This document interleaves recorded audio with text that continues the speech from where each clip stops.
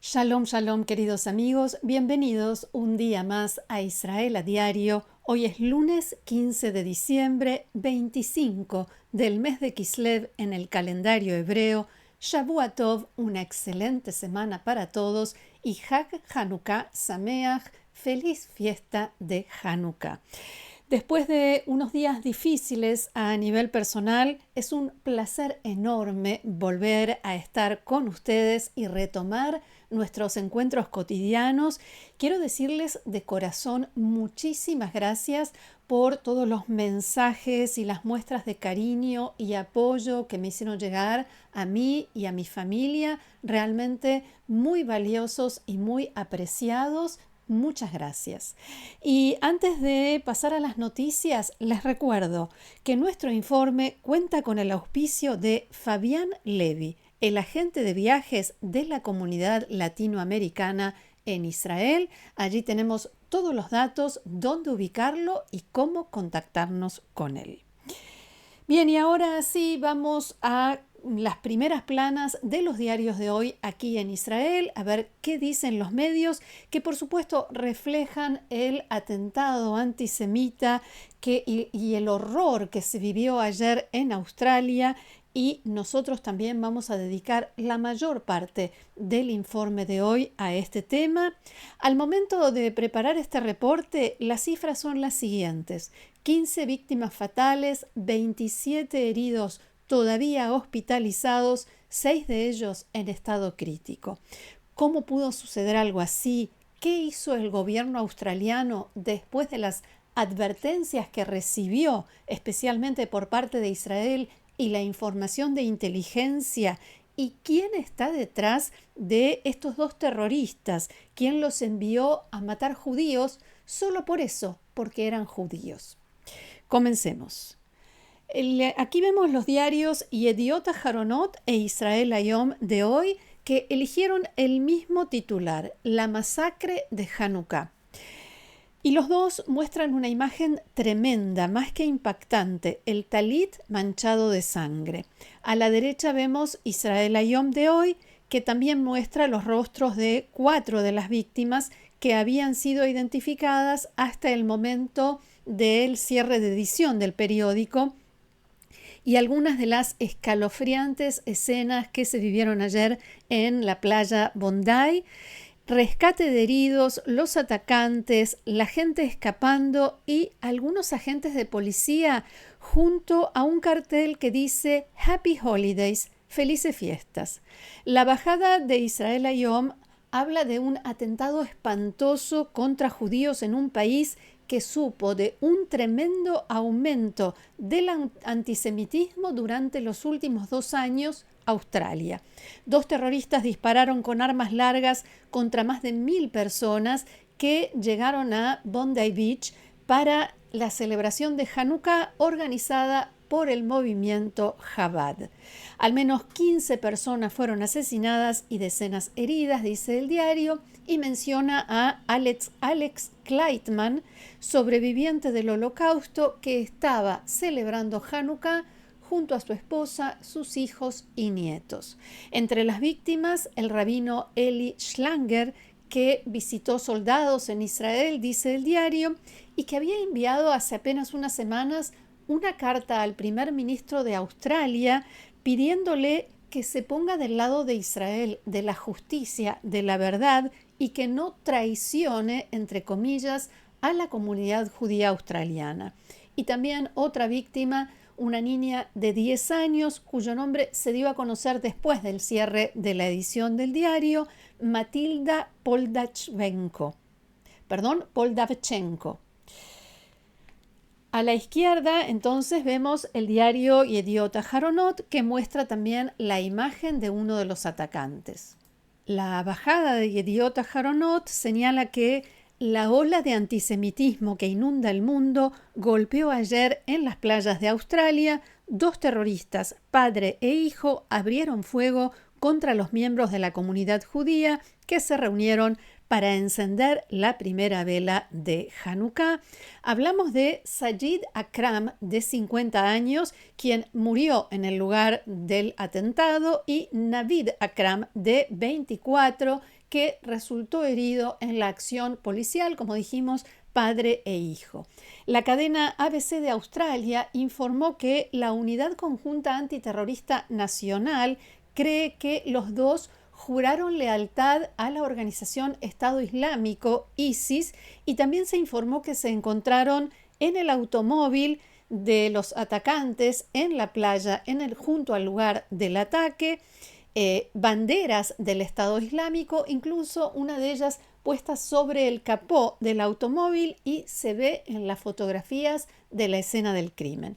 Vuelvo entonces al diario Yediot Aharonot, que dice que en Israel aumenta la percepción de que se trató de terrorismo de individuos, o sea, que no pertenecían a ninguna célula o que no habían sido enviados por algún movimiento terrorista, aunque también dice se verifica el posible involucramiento de Irán. Crónica de un atentado anunciado, dice Yediot Aharonot, el gobierno de Australia no hizo caso a las señales. Todos los diarios traen un informe detallado de los hechos, pero claro, como se conocían hasta el momento del cierre de la edición, ahora hay más noticias, más información que nosotros vamos completando ahora, y también varias columnas de análisis y opinión. Y me detengo en la del diario Israel Hayom, que firma el periodista Ariel Kahana. El título es «Albanese tampoco lo entendió. Quien da legitimidad a la masacre tendrá después un matadero en sus playas». O sea, quien justifica, quien legitima la masacre del 7 de octubre que lideró Hamás en Israel. Y agrega, en los países árabes, repito, en los países árabes, China y Rusia, hay una política de mano dura, mano de hierro contra el Islam radical. En el occidente liberal, la violencia campa a sus anchas sin freno. Los judíos son los primeros en pagar el precio, pero no serán los últimos. El Mossad había enviado varias advertencias por canales secretos, pero también en forma pública no hace mucho, sobre la creciente motivación de Irán para atentar contra los judíos en Australia, especialmente durante y después de la Guerra de los 12 días. Según las advertencias, que no especificaban quiénes eran las potenciales víctimas, ¿sí? Quiénes eran los potenciales objetivos, los iraníes incluso habían establecido grandes infraestructuras terroristas, dice textualmente, en Australia para llevar a cabo estos ataques. Según fuentes de seguridad israelíes, los australianos se tomaron en serio las advertencias y aumentaron la seguridad en torno a las instituciones judías. También tomaron medidas diplomáticas contra Irán, incluyendo la expulsión del embajador.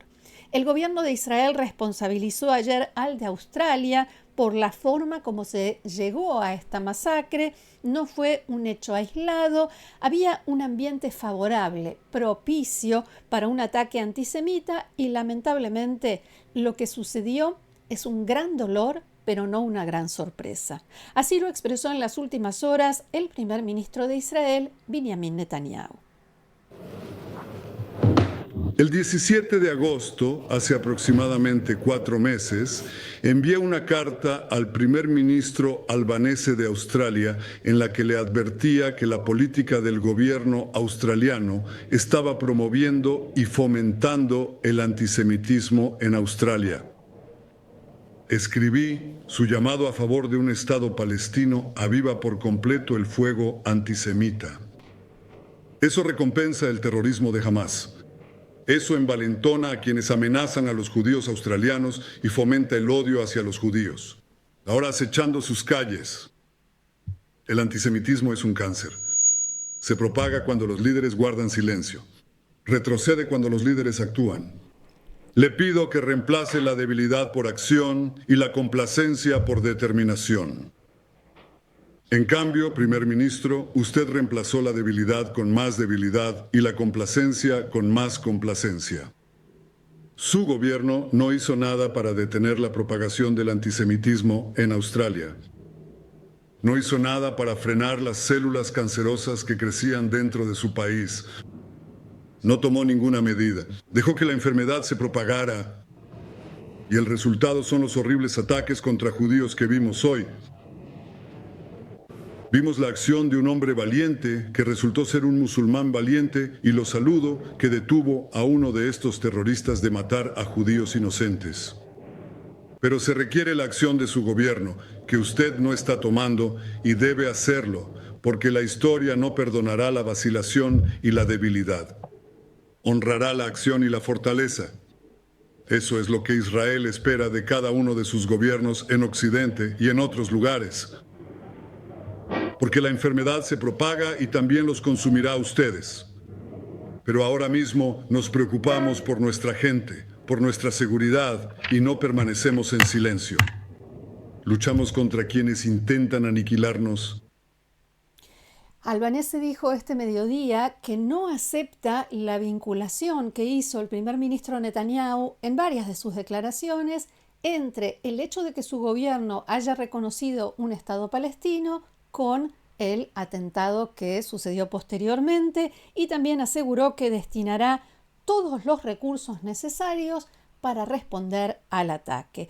Y esto me lleva a la publicación del diario británico The Daily Telegraph, vamos a verla, que cita funcionarios de inteligencia israelíes que creen que la masacre de ayer en Australia fue perpetrada por una célula terrorista extranjera apoyada por Irán. Según el informe, la planificación y ejecución de la masacre presentan características típicas de las acciones de Hezbollah. Fuentes de inteligencia australianas dijeron que Navid Akram tenía estrechos vínculos con un comandante de una célula de ISIS en Australia, un hombre que cumple una condena de prisión por planear un atentado en ese país. Y el padre, Sajid Akram, tenía licencia para portar armas desde hacía 10 años. En el lugar de los hechos se encontraron 6 rifles diferentes que le pertenecían. Sajid nació en Pakistán y llegó a Australia con visa de estudiante en 1998. Su hijo, Navid, es ciudadano australiano nacido en el país, y en 2019 el Servicio Australiano de Inteligencia de Seguridad lo investigó por sospechas de vínculos con elementos hostiles.